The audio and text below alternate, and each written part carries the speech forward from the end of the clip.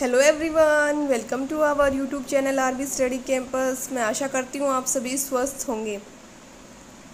आज हम सीटेट अगस्त 2023 ईवीएस का सेकंड प्रैक्टिस सेट करेंगे, ठीक है, जिसमें मैं आपको बार बार रिपीटेड और महत्वपूर्ण क्वेश्चन कराऊंगी जो कि आपके लास्ट ईयर एग्ज़ामों में बहुत ज़्यादा पूछे गए हुए हैं। अगर आपने फर्स्ट क्लास नहीं देखी वो प्रैक्टिस सेट की तो आप वो भी देख सकते हो, जिसमें मैंने ये क्वेश्चन कराया था मच्छर से फैलने वाला रोग है।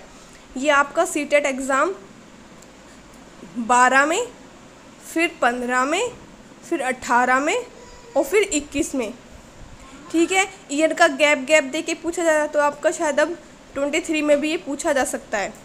मच्छर से फैलने वाला रोग, फर्स्ट है आपका ऑप्शन हैज़ा, डेंगू, मलेरिया। तो आपको पता है हैज़ा किससे फैलने वाला रोग है? पानी से फैलने वाला रोग है। तो ये ऑप्शन आपका फर्स्ट देखते ही एलिमिनेट हो गया। सेकंड है आपका मलेरिया, मतलब मच्छर से काटने से फैलता है। डेंगू भी, लेकिन मियादी बुखार आपका मच्छर के काटने से नहीं फैलता। थर्ड है आपका डेंगू, मलेरिया, चिकनगुनिया। तो ये डेंगू मच्छर के काटने से फैलता है, मलेरिया भी और चिकनगुनिया भी।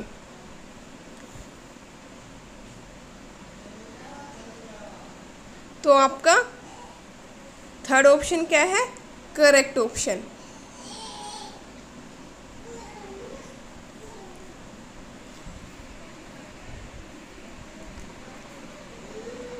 सेकंड क्वेश्चन आपका ब्रेल लिपि को किसके सहारे लिखा जाता है? ये सीटेट एग्ज़ाम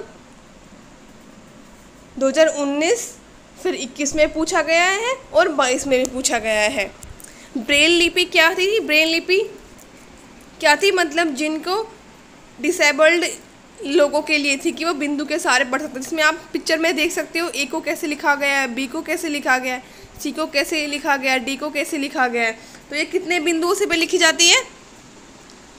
तो आपका सही आंसर है 6। देख लो आप, ये क्वेश्चन 3 बार रिपीट हो चुके हैं। कौन सा है? ब्रेल लिपि को किसके सहारे लिखा जाता है? तो कितने बिंदुओं?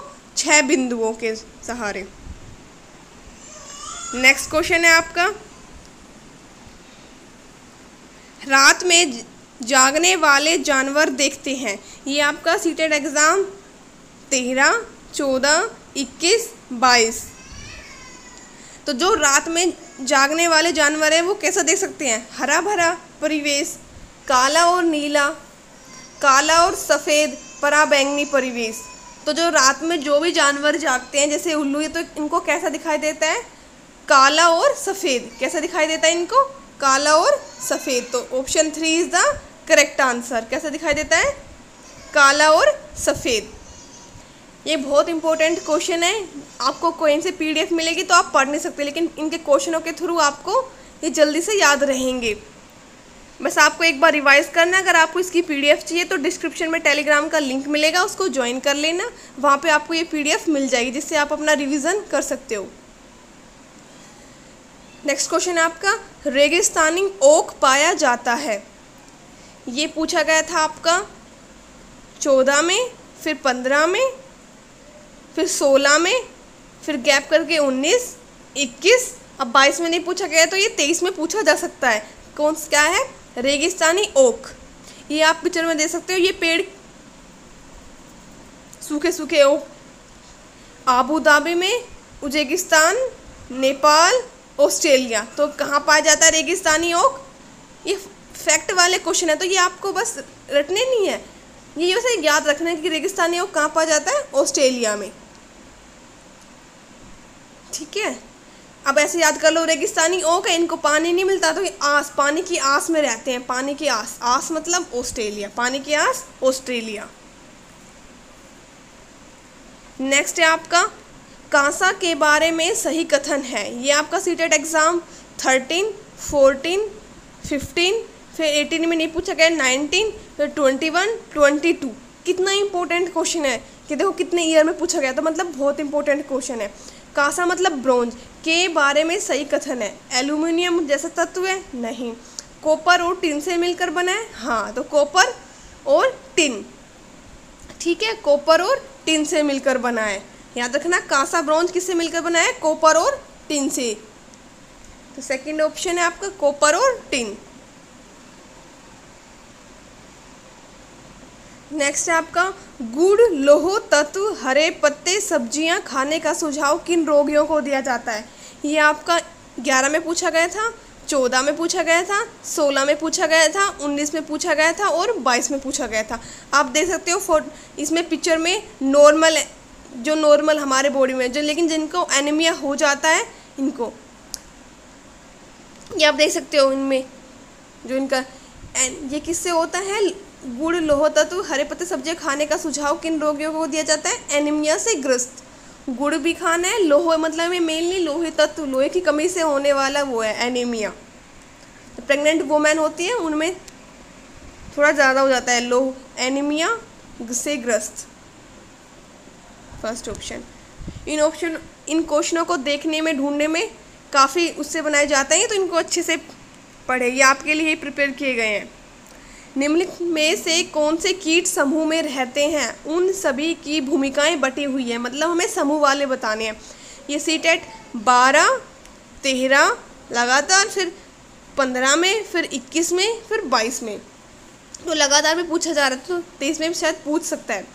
तो मधुमक्खी आपने देखी है ना, मधुमक्खी की छत्ता समूह में रहती है, ये भी ठीक है। चींटियाँ भी एक साथ चलती है, ये भी ठीक है। लेकिन मकड़ी का आपने देखा होगा पूरे छत्ते में पूरा एक ही होती है, तो ये गलत हो गया। ततैया, ये भी हो सकता है, ततैया में छत्ता होता है। चींटियाँ भी, और दीमक भी बहुत, जब किसी लकड़ी में होती है तो देखोगे तो वाइट सफ़ेद कलर की बहुत सारी होती है, तो ये ऑप्शन हमारा ठीक हो सकता है। चींटियाँ, मच्छर झुंड में नहीं, अकेले, तो ये नहीं हो सकता। तो आपका सही ऑप्शन क्या है,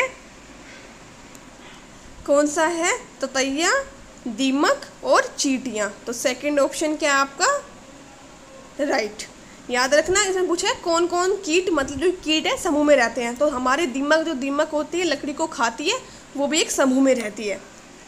नेक्स्ट है आपका सौर सेल के हेतु किस पदार्थ का उपयोग किया जाता है। ये आपका सीटेट एग्जाम 13, 14, 16, 21, 22, मतलब रिपीट हुआ। 13, 14, फिर 16 में पूछा गया, फिर 21, 22 में भी। तो सोलर जो सेल होते हैं, सोलर सेल जो मतलब उससे सोलर सेल सूर्य की ऊर्जा से चार्ज होता रहता है, उनमें क्या होता है, लेड, सोडियम, कॉपर, सिलिकॉन। तो याद रखना सोलर सेल में क्या होता है आपका सिलिकॉन। ये आपके सीटेट के लिए भी इम्पोर्टेंट है। अगर आप उसके बाद आप जैसे टीचिंग का एग्ज़ाम दोगे, KVS, DSSS अभी चंडीगढ़ उससे निकला है, उसके लिए भी आपका बहुत इंपॉर्टेंट है, क्योंकि ये जनरल EVS के क्वेश्चन है, उनमें भी आप तो आपकी साइंस 1st to 5th आएगी, तो उसमें बहुत इंपॉर्टेंट रहेंगे।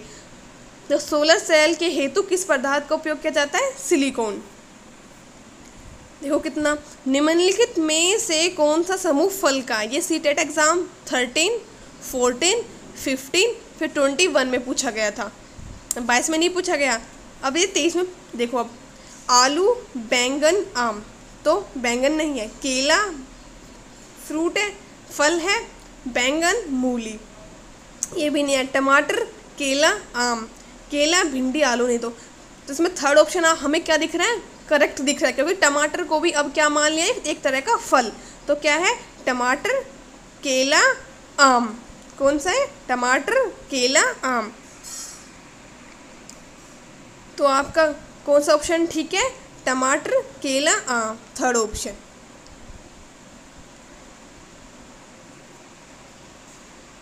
ये कुछ इंपॉर्टेंट क्वेश्चन थे प्रीवियस ईयर, सारे एग्जामों में से मैंने लिए हुए, जो जिस ईयर में ये पूछे गए थे, ठीक है। ये आप पढ़ सकते हो, एक बार जैसे मैंने पढ़ाया है उसके हिसाब से आपको बस एक बार और देखोगे तो याद रह जाएगा।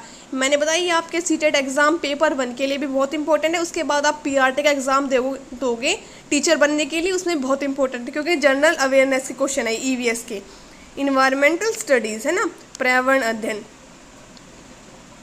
इससे पहले मैंने एक क्लास और ली, उसमें मैंने इंपॉर्टेंट ये क्वेश्चन कराए हैं, आप वो क्लास भी देख सकते हो अगर आपने नहीं देखी तो, ठीक है। कमेंट में उसका लिंक मिल जाएगा और डिस्क्रिप्शन में आपको टेलीग्राम का लिंक मिलेगा, वहाँ पे आपको ये PDF मिल जाएगी।